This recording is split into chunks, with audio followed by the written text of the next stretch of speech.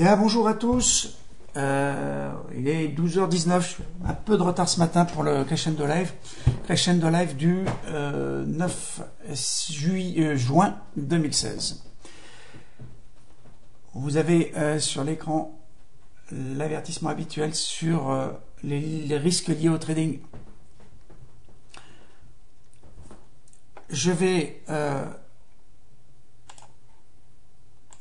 tout de suite vous montrer le graphe de l'US Dollar Index FXCM avec donc une petite remontée, vous la voyez ici en hebdomadaire, toujours ce même range, une petite remontée en hebdomadaire ce matin.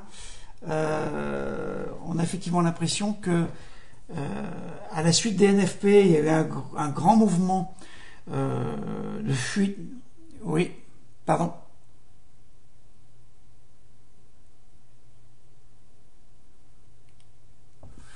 Il y a un problème de son.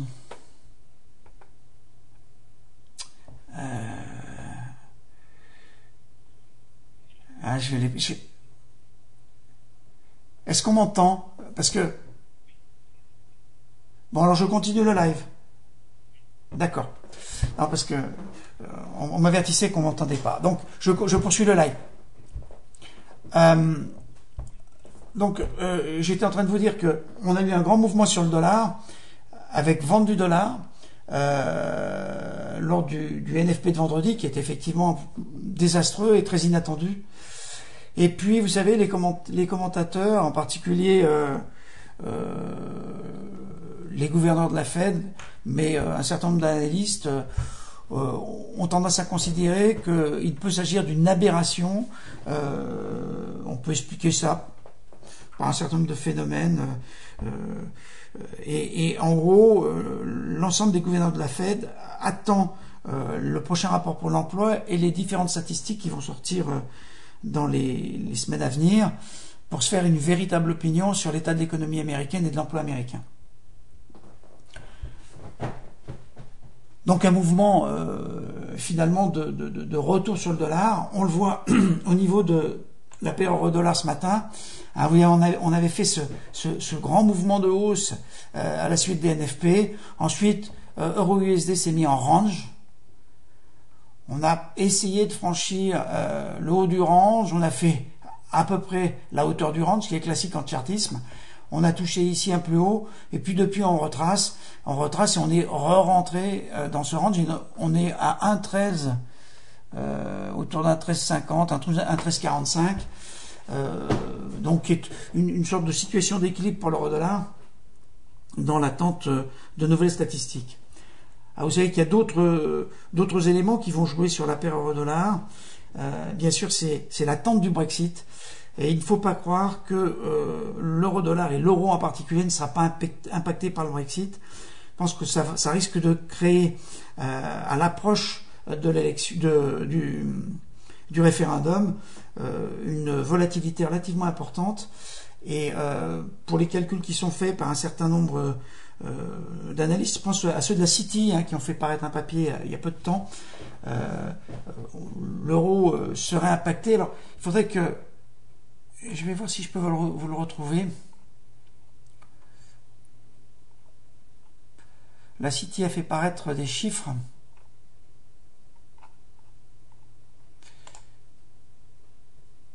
Ce matin.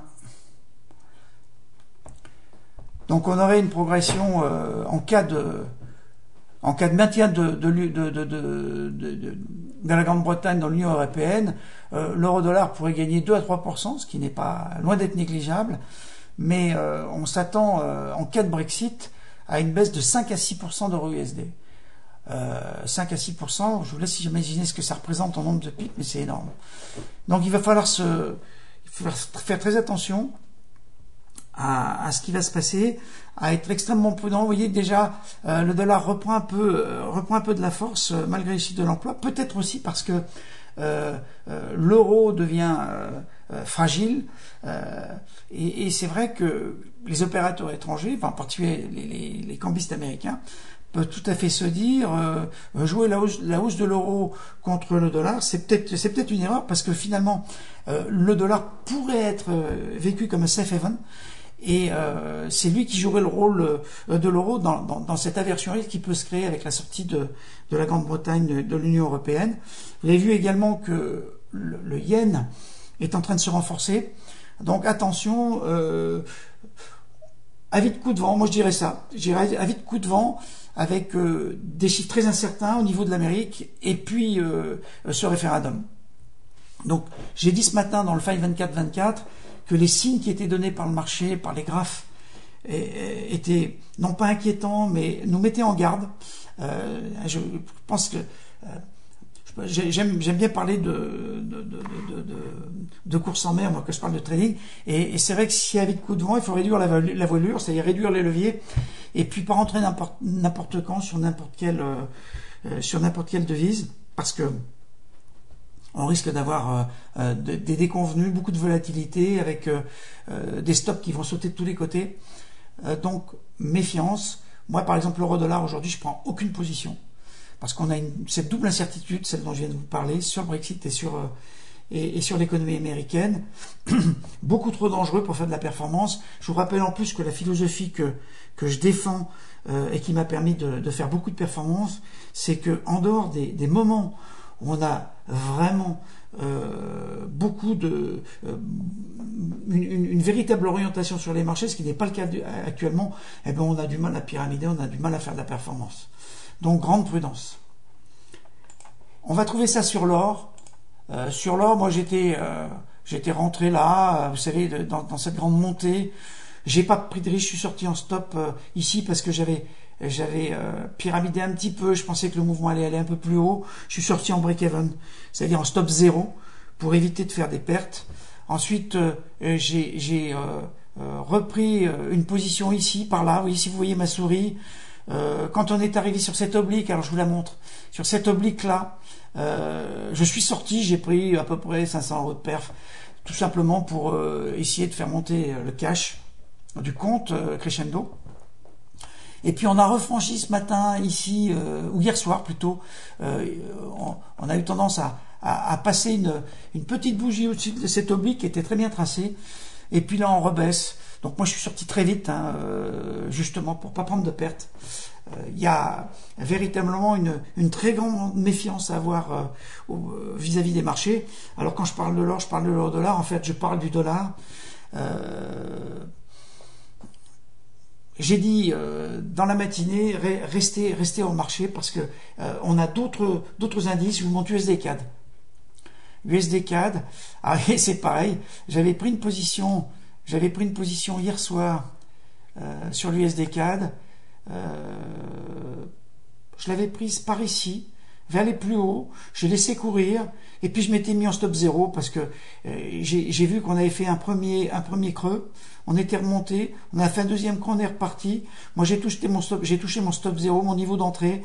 Je suis sorti pour pas prendre de perte. Donc et puis j'ai bien fait, parce que regardez ce qui se passe. Alors bien sûr, il y a cette grande oblique sur USD CAD qu'on pourrait tracer ici à partir du plus haut. Si on trace une parallèle à l'oblique descendante qu'on avait sur les plus bas de USD CAD. Mais vous voyez, on est en zone dangereuse. Alors en d'autres temps, je vous aurais dit, bon, le Kumo protège, la tendance est en danger, pourquoi pas prendre un nouveau short puisqu'on est tendance baissière sur USD CAD et sur le dollar. Après tout ce que je vous ai dit, si vous voulez pas perdre d'argent pour finalement avoir une chance de gagner, en fait prendre le risque de gagner peu, parce que comme je vous l'ai dit, on a plus trop d'orientation sur le dollar actuellement. Moi j'ai tendance à dire hors marché, attendons de voir ce que va faire l'USD CAD. Il est possible carrément que l'USD CAD, là je me mets en H1, franchisse ici, rentre dans le Kumo, zone d'incertitude, et puis qu'on ait une véritable inversion de tendance, et pour le coup en daily, et profiter par exemple d'un nouveau up sur l'USD CAD. On ne sait pas où va le pétrole d'ailleurs. Regardez ce qui se passe sur le pétrole. Bon, on est toujours en biseau, alors c'est un biseau qui est bien mûr. Moi je lui accorde beaucoup moins d'importance, mais il est clair que si on franchissait ici cette oblique à la baisse, qu'on rejoigne celle-ci, qu'on refranchisse à la baisse, là du coup le l'oil, l'US Oil, qui est donc le pétrole américain, deviendrait à nouveau baissier. Donc vous voyez, on est à la croisée des chemins un peu partout. On a touché une résistance qui est très forte, hein, les $50. C'est une résistance psychologique pour le pétrole. Certains l'ont vu continuer de monter en direction des 60. Je veux bien, je demande à voir. Là aussi, pétrole, Brexit, dollar américain, emploi américain. Vous imaginez le nombre d'incertitudes qu'on a actuellement sur l'ensemble des supports et sur le Forex. Vraiment, je crois que le message que je tiens à délivrer sur ce live de ce jeudi, c'est attention, période dangereuse à vite coup de vent. Alors, petite anecdote, vous savez que AUD-USD a bien grimpé parce qu'il y a eu une espèce de mode ces derniers jours de la montée des matières premières. Là, on arrive sur une oblique qui est à peu près sympa, moi que j'aime bien. Elle a été franchie, elle a été refranchie ensuite. Vous voyez comme je l'ai tracé. Il faut pas oublier aussi qu'en daily, on a franchi cette grande oblique. Moi, je me sers beaucoup des obliques, hein, c'est comme ça. C'est mon mode de trading. Donc, on pourrait être en pullback de ce franchissement. Et donc redescendre ici sur cette oblique, il pourrait y avoir un rebond.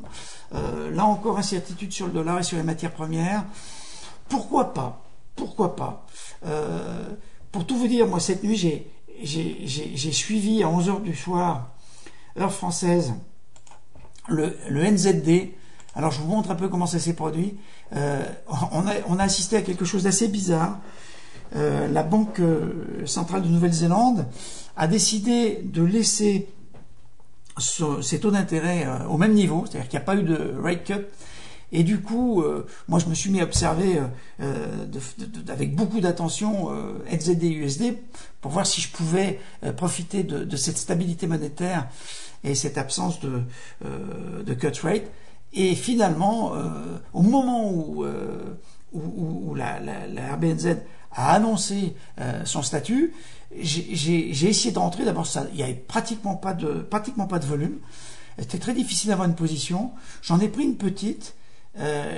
J'ai regardé un peu ce qui se passait. Ça ne bougeait pas.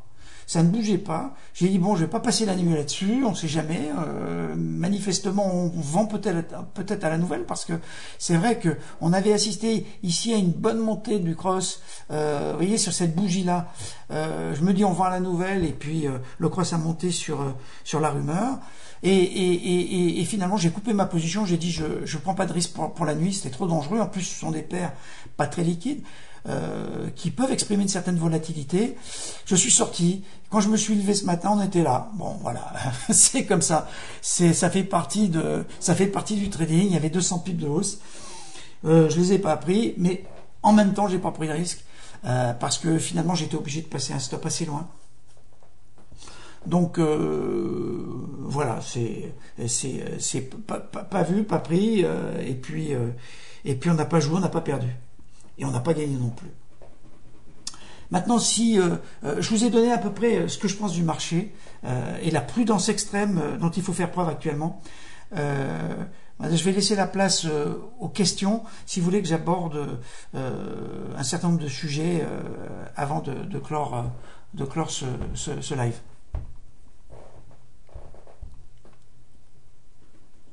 Alors, crescendo, alors je ne les ai pas en ligne.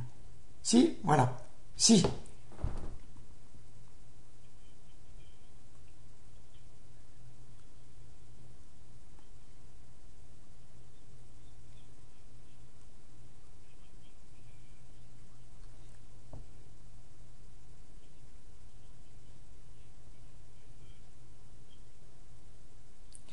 Alors oui, alors la question porte sur Goldman Sachs et le papier qui a fait passer Goldman Sachs très récemment. Goldman Sachs est toujours haussier sur la paire USD-Yen. Alors, vous savez que USD-Yen, c'est un peu l'Arlésienne de Goldman Sachs. Hein. Autant Goldman Sachs a été extrêmement clairvoyant lors du tapering de de la Banque centrale américaine et au contraire de l'expansion monétaire qu'a mis en œuvre la BCE. Ça avait été assez bien anticipé par la banque, ont beaucoup shorté l'euro-dollar et ont été très longs, comme j'ai fait d'ailleurs à l'époque sur USD-Yen. Et là, je pense que Goldman Sachs est resté dans cette logique d'un dollar qui allait se renforcer, d'une poursuite de la divergence entre la politique monétaire des États-Unis et la politique monétaire à la fois du Japon et de l'Europe. C'est vrai que la situation économique et surtout l'inflation japonaise serait censée pousser la BOJ à faire un peu plus d'expansion monétaire. Vous savez que l'action de la BOJ a été mise en doute par les marchés puisque on a depuis pratiquement 1 ou 2 ans, plus pour les Japonais, une politique expansive a des résultats qui, on peut le lire, sont relativement mitigés. La BOJ va bientôt finir par posséder la quasi-totalité de la dette obligataire japonaise. Et puis, on attend le résultat des Abenomics. Alors, on peut toujours dire qu'effectivement, sans cette action, le Japon serait rentré dans une déflation profonde avec tous les effets que ça peut avoir sur le plan économique.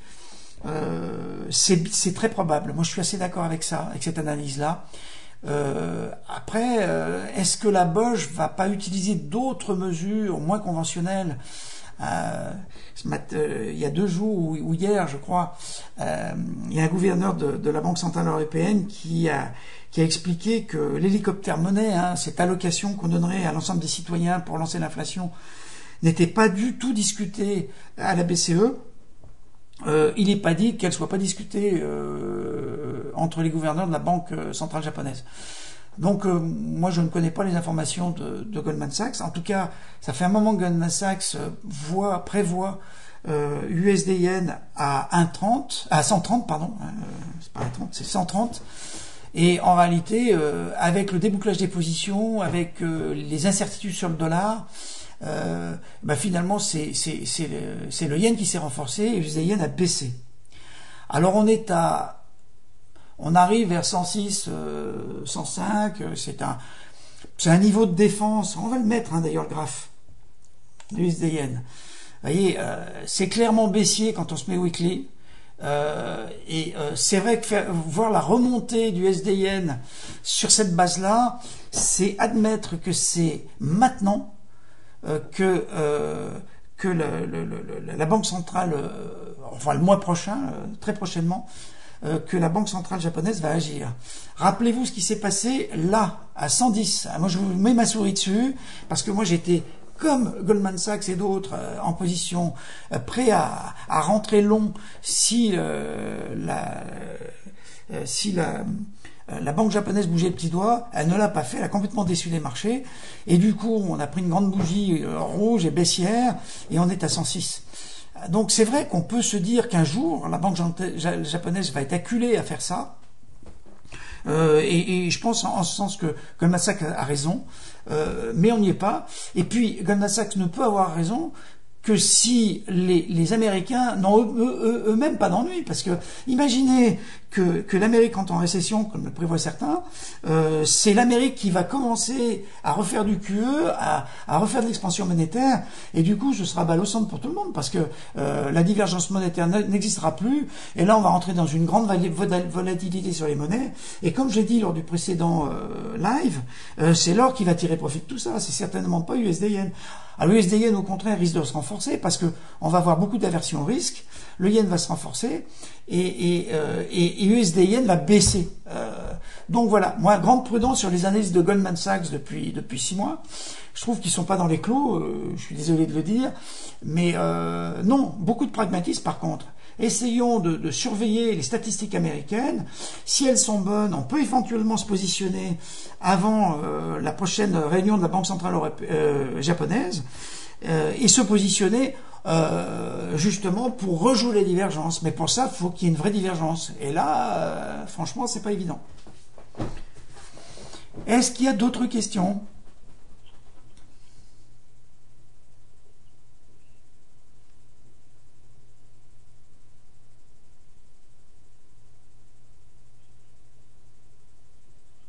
Oui, oui. D'accord. Bon, donc, pas de nouvelles questions. C'est vrai que il y a tellement de volatilité que tout le monde est très prudent. Moi, je dirais un dernier mot. Méfiez-vous du Brexit et de la livre sterling, parce que c'est vrai que sur le plan spéculatif, ça peut être attirant. Il y a des écarts importants qui vont être faits.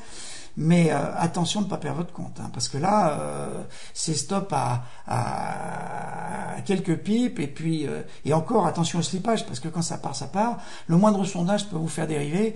Donc moi, le message de ce jeudi, c'est prudence extrême.